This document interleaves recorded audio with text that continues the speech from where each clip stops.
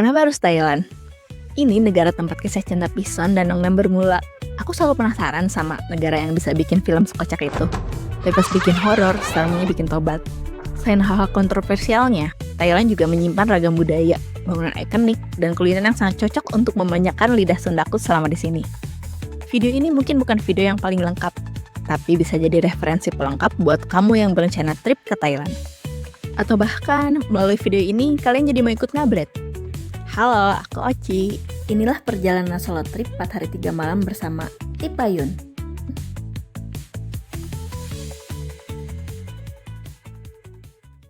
Thailand. Satu-satunya negara Asia Tenggara yang gak pernah dijajah ini jadi negara pertama yang aku pilih buat solo trip.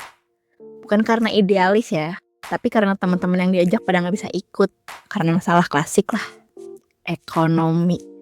Kalau nunggu sampai mereka punya duit, bisa-bisa umur 40 baru kesampaian. Mau ngajak teman yang banyak duit tapi gak sefrekuensi? Gak deh, mending sendiri. Perjalanan dimulai pukul 12 WIB di Bandara Soekarno-Hatta. Kita memerlukan waktu sekitar 3,5 jam untuk nyampe ke Thailand. Aku beruntung sih dapat tiket murah 2 juta PP pakai maskapai AirAsia yang dipesan via Traveloka.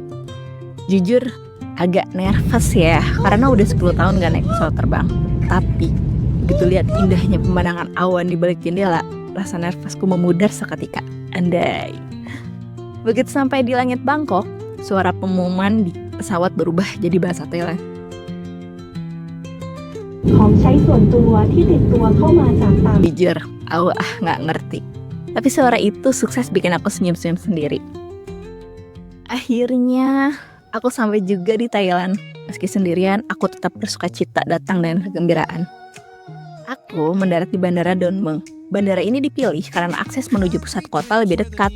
Oh iya, for your information, H-1 sebelum datang ke Thailand, kita harus ngisi arrival card di situs imigrasi Thailand. Supaya pas mendarat semua sudah terdeteksi dan kita diizinkan masuk. Jangan lupa pakai baju yang rapi ya.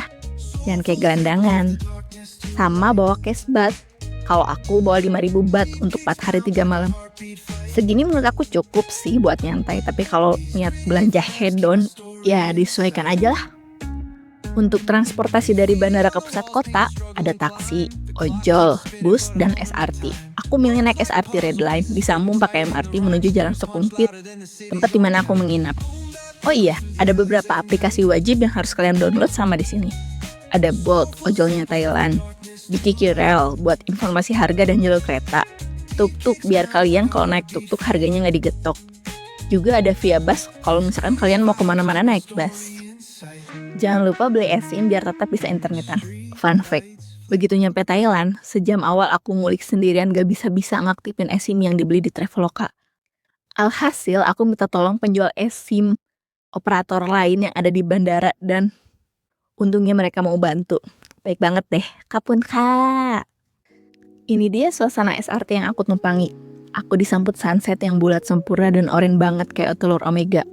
Seakan menyambut kedatangan aku yang dari tadi cuma bisa cengar-cengir. Di sini meskipun negaranya banyak dikunjungi turis, tapi orang lokalnya jarang yang bisa bahasa Inggris. Not Chiang Rai? Hah? Not Thailand bahkan menyandang predikat bahasa Inggris terburuk kedua setelah Laos.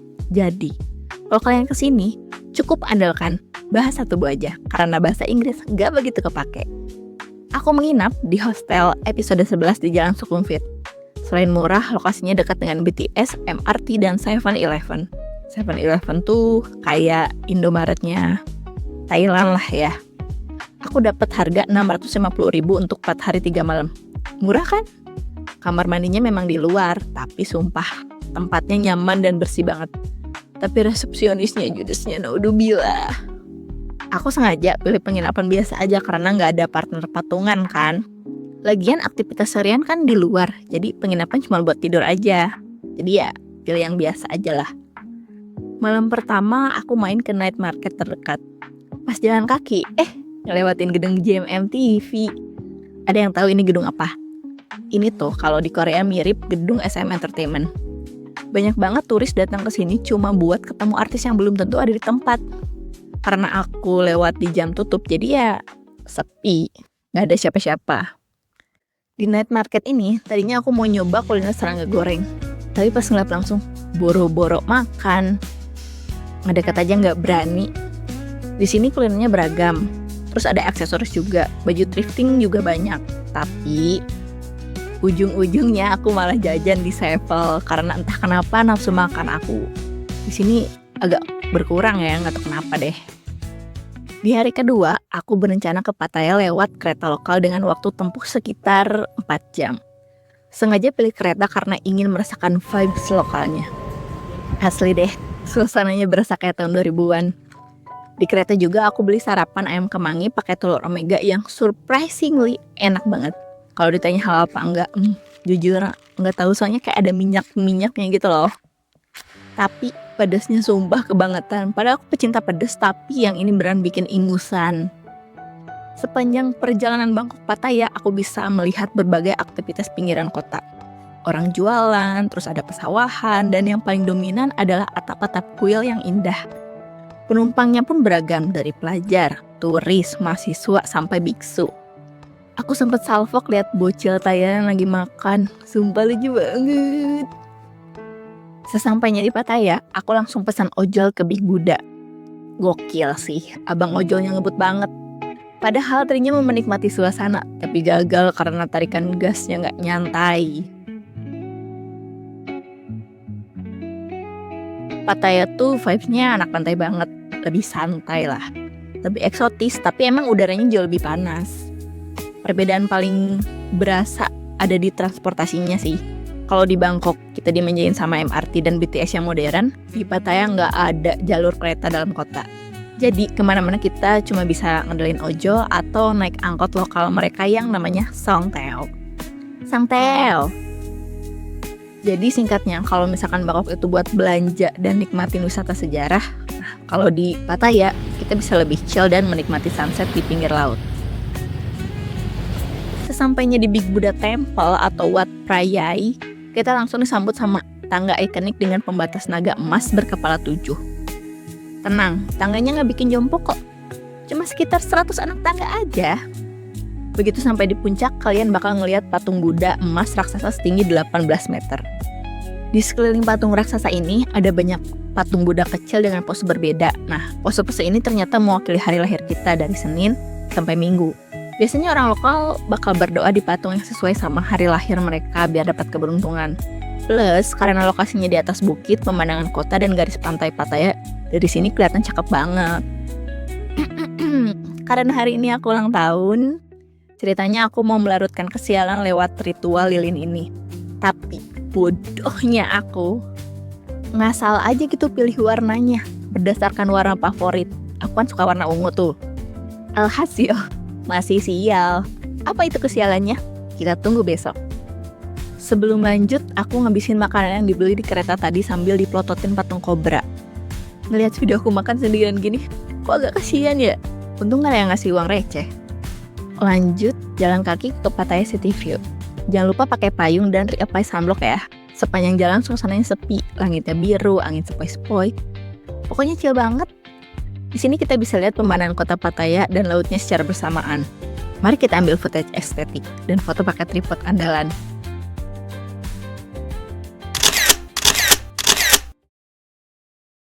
Aku bengong cukup lama di sini. Sempat ngelihat pemandangan pakai teropong koin 10 baht yang jujur malah bikin pusing. Di sini juga ada turis India yang tiba-tiba minta foto bareng.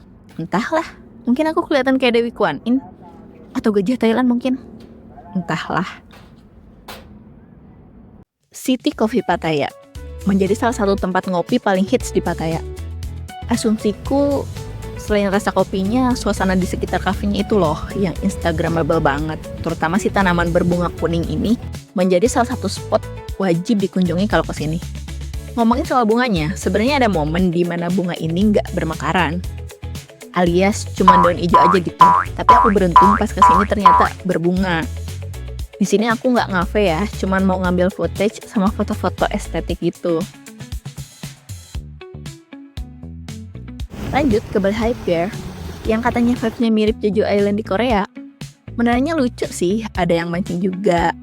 Kalau aku sih cukup ambil footage aja ya, nggak mau foto-foto lagi karena panas. Wow. Habis dari Bali High tadi, aku melipir ke Balai Home Cafe. Cafe ini gak kalah hit sama City Coffee Pattaya. Kalau City Coffee Pattaya itu kita harus naik bukit. Nah, kalau Balai Home Cafe ini lebih dekat sama pantai Pattaya. Jadi nanti kalau misalkan habis kesini aku mau sunsetan, itu jalannya jadi lebih dekat lagi. Di sini aku cuma pesen kopi karena nanti mau rencana makan besarnya di night market. Oh iya, di sini juga banyak orang Indo loh. Aku sedikit melukis pemandangan di sini sebelum akhirnya jalan kaki ke Pattaya Beach buat ngejar sunset. Oh iya, to be honest, aku nggak rekomendasiin bawa anak kecil ke sini sih. Karena di sepanjang jalan banyak hiburan dewasanya. Sambil nunggu sunset, aku beli bir non-alkohol dan sandwich favorit di sini. Kalau ditanya, matanya bagus nggak sih? Menurutku sih biasa aja, tapi rekomen banget buat sekedar ngobrol dan menikmati matahari terbenam. Rencana makan di night market tiba-tiba berubah jadi belanja oleh-oleh di tempat yang nggak sengaja aku lewatin. Faktanya, perut masih kenyang karena sandwich dan bir tadi. Ditambah di toko oleh-oleh banyak banget sampel makanan gratis yang bisa dicicipin. Jadi ya, kenyang bonus hemat. Hari ketiga, aku mulai aktivitas dengan beli kopi di dekat Lumpini Park. Lalu lanjut jalan kaki ke dalam tamannya. Di sini tempatnya sejuk dan banyak banget yang olahraga. Tapi, lagi asik-asiknya ngelamun, aku malah dikejutin sama 2 biawak raksasa yang berenang tepat di depan muka aku. Kebayang nggak kagetnya kayak apa? Dan di sini aku baru tahu kalau misalkan biawak itu bisa berenang. Karena agak ngeri, akhirnya aku terusir pelan-pelan dan memutuskan pindah ke Golden Mountain yang jadi destinasi selanjutnya. Di destinasi selanjutnya ini sebenarnya Golden Mountain tuh bukan beneran gunung gitu ya, tapi gunung buatan manusia yang dibikin sama Raja Thailand. Jadi rencananya mau bikin pagoda raksasa gitu, tapi karena tanahnya lembek, jadi runtuh deh. Nah, si Golden Mountain ini tuh pernah jadi salah satu titik tertinggi di seluruh kota sebelum gedung-gedung pencakar langit sekarang banyak di Bangkok ya. Tapi di balik keindahannya sekarang, tempat ini punya sejarah yang lumayan merinding. Tahun 1820 pas wabah kolera melanda dan menewaskan puluhan ribu orang, Gul ini jadi tempat penampungan jenazah sampai burung-burung herring pada datang. Di sini bahkan ada patung peringatan buat mengenang peristiwa kelam itu. Oh iya, kalau nggak salah Lisa Blackpink juga kesini deh, sama Jennie nggak ya? Pokoknya itu tuh si personil Blackpink tuh pernah kesini aja. Untuk sampai ke puncak pagoda, kita harus menanjak 344 anak tangga melingkar. Tapi tenang, si tangganya nggak yang tinggi-tinggi banget gitu loh. Jadi dari satu tangga ke tangga yang lainnya tuh kayak pendek gitu, nggak akan berasa capek. Karena jalurnya teduh banget, dikelilingi tanaman rimbun, air terjun buatan, kabut-kabut tipis, plus suara ratusan lonceng doa yang ditiup angin. Vibes-nya healing parah. Begitu di atas, kita bisa melihat pemandangan kota Bangkok 360 derajat. Beruntung banget sih aku milih tempat ini masuk itinerary, karena selain di tempat ini, kompleks sekitarnya memiliki bangunan yang gak kalah keren dan unik, yang bahkan bisa kita masuki gratis. Kalau Golden Mountain-nya bayar ya 100 baht atau sekitar 50.000.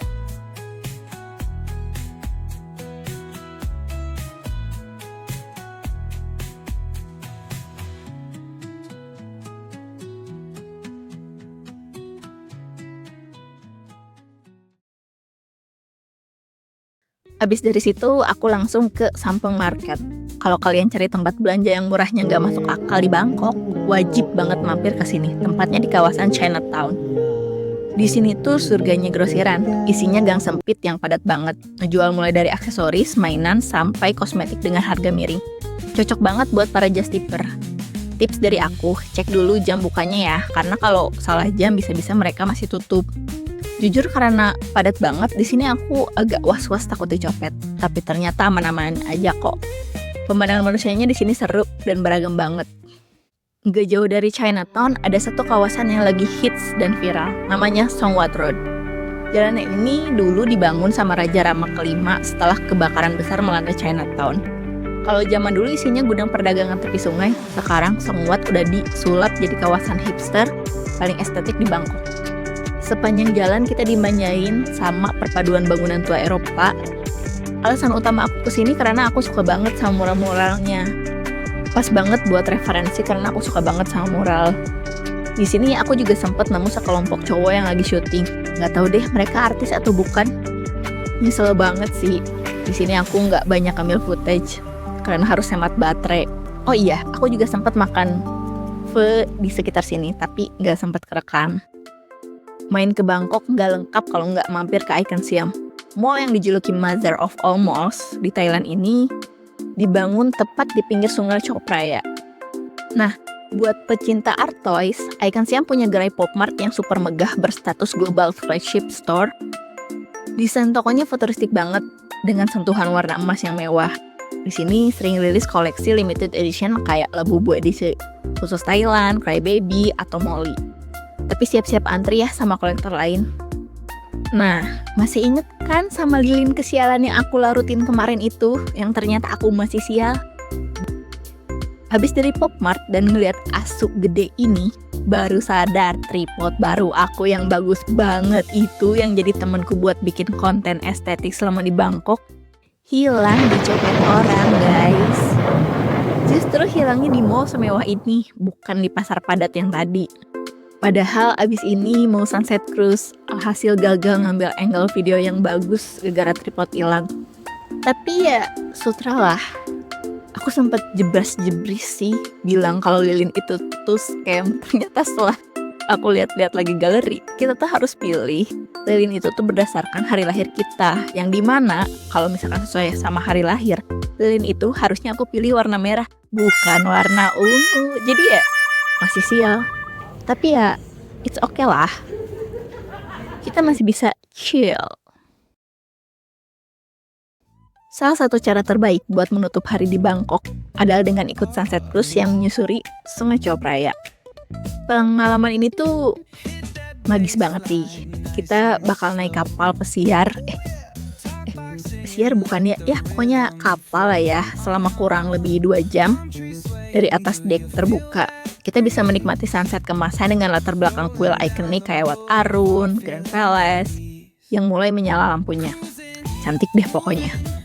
Tiketnya itu udah all in termasuk buffet dinner makanan lokal Thailand dan internasional.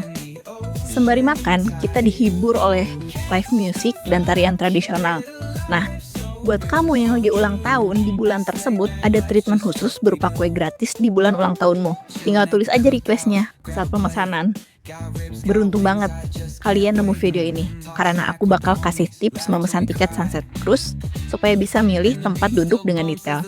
Caranya, kalian bisa pesan di aplikasi penyedia tiket atraksi wisata langsung dari Thailand, yaitu Ticket to Attraction. Di sana tersedia beragam jadwal, jenis kapal, dan harga yang bisa disesuaikan sama budget. Plus, kalian bisa pilih ingin duduk di luar di bagian mana. Kalau aku pilih di dek kapal paling depan atau outdoor, jadi bisa lihat pemandangan lepas tanpa kehalang kaca atau tiang. Nah, kalau misalkan kita pilih di Klook atau misalkan Traveloka, kita nggak bisa pilih tempat duduk secara spesifik kayak di Ticket to Attraction, dan pembayarannya pun mudah, bisa dengan kris di website tersebut. Habis dari sini, tadinya aku mau lanjut ke taman buat nyari pemandangan city light, tapi dikarenakan tamannya udah tutup, jadi kita pulang ke hostel dan istirahat saja, sembari mengikhlaskan tripod yang hilang itu. Sampailah di hari terakhir, yaitu hari keempat di Thailand. Nyesel gak izin cuti seminggu. Kukira 4 hari 3 malam cukup, ternyata enggak. Pagi ini aku berencana mau ke Bangpoo buat ngasih makan sigul.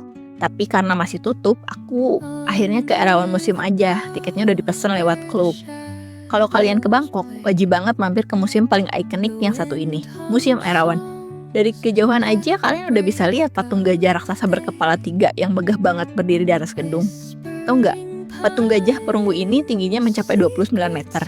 Dan kalau total sama gedungnya, tingginya setara bangunan 15 lantai. Beratnya sendiri nggak main-main, yaitu sekitar 250 ton. Tapi emang pernah ditimbang ya? Arsitektur museum ini sebenarnya mempresentasikan kosmologi Hindu-Buddha tentang alam semesta yang dibagi jadi 3 lantai. Ada dunia bawah tanah atau dunia naga, bumi atau dunia manusia dengan tangga melingkar yang estetik parah. Dan lantai paling atas di dalam perut gajah yang melambangkan surga, Tavan Musa. Gak cuma sekedar tempat foto-foto yang instagramable, museum ini adalah karya seni spiritual yang luar biasa megah. Gimana? Tertarik buat masuk ke dalam perut gajah raksasa ini? Selain dalam bangunan yang bisa dinikmati, di luar juga enak banget buat santai sambil baca buku. Plus suara gemericik air yang ada di sini plus balapan sama suara mobil yang berlalu lalang di luar. Habis dari sini aku mampir deh nyantai lagi ke Bencakiti Park. Bencakiti Park adalah taman kota raksasa di pusat kota Bangkok yang mengubah bekas lahan pabrik tembakau menjadi oase hijau berkelanjutan dengan konsep Spong City untuk mencegah banjir. Daya tarik utamanya adalah The Skywalk, yaitu jembatan layang estetis sepanjang 1,6 km yang membelah area lahan basah buatan dan menawarkan pemandangan kontras yang sangat indah antara rimbunnya hutan kota dengan gedung pencakar langit di distrik Asok. Di sini juga ada aktivitas permainan kayak misalkan main kayak, main bebek-bebekan, dan juga taman ini lokasinya gratis. Deket banget sama stasiun MRT Queen Circuit National Convention Center. Ini menjadi destinasi favorit wisatawan terutama pada sore hari untuk berburu foto matahari terbenam. Karena sorenya aku harus ke bandara, ya jadi siangnya aja. Aku nyantai sambil makan snack kesukaan Jisoo katanya. Dan ada tragedi segerombolan burung yang datang minta snack aku. Segitu enak nih ini snack sampai hewan juga rebutan. Taman ini menjadi penutup perjalanan selama 4 hari 3 malam di Thailand. Doaku semoga bisa kembali dengan orang terdekat dan teman-teman yang seru. Karena masih banyak tempat menarik yang ingin aku kunjungi di sini. Sampai jumpa di perjalanan berikutnya bersama Tipayun. Mangga Tipayun.